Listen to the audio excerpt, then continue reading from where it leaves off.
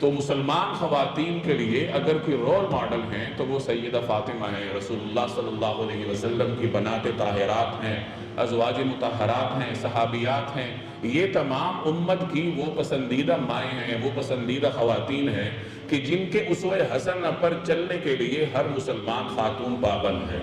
آج ہماری بدقسمتی ہے کہ ہماری بچیاں کیا، ہماری مائیں بھی ازواج مطہرات کے طرز عمل سے ناواقف ہوتی ہیں۔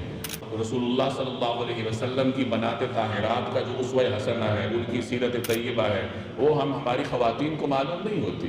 عموماً ہماری نوجوان پڑھی لکھی خواتین کے سامنے اگر کوئی رول ماڈل ہے، ان کو اگر کوئی خواتین پسند ہوتی ہیں تو وہ یہی ہیں جو کہ آپ کو اسکرین پر نظر آتی ہیں، جن کے قریب سے بھی حیا نہیں گزرتی۔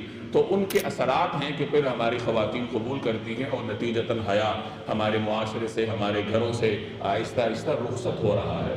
تو اس بات کی اشد ضرورت ہے کہ ہم اپنے گھروں میں اپنی خواتین کو، اپنی بہنوں کو، اپنی بچیوں کو ازواج مطہرات کی سیرتیں سنائیں۔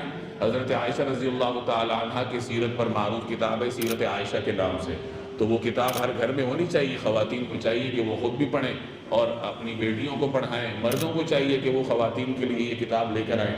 اسی طرح حضرت فاطمہ رضی اللہ تعالی عنہ کی سیرت مبارکہ پر بہت ساری کتابیں لکھی گئی ہیں۔ کتب خانے میں جائیے، اردو زبان کی کوئی سی کتاب ایسی لے آئیے جو کہ صحابیات کے بارے میں معلومات فراہم کرتی ہو، اہل بیت کی معلومات فراہم کرتی ہو، تو ایسی کتابیں ہم اپنی بیٹیوں کو، اپنی بہنوں کو پڑھائیں گے تو جب جا کے آہستہ آہستہ ان کا جو نقطہ نظر ہے وہ تبدیل ہوتا جائے گا۔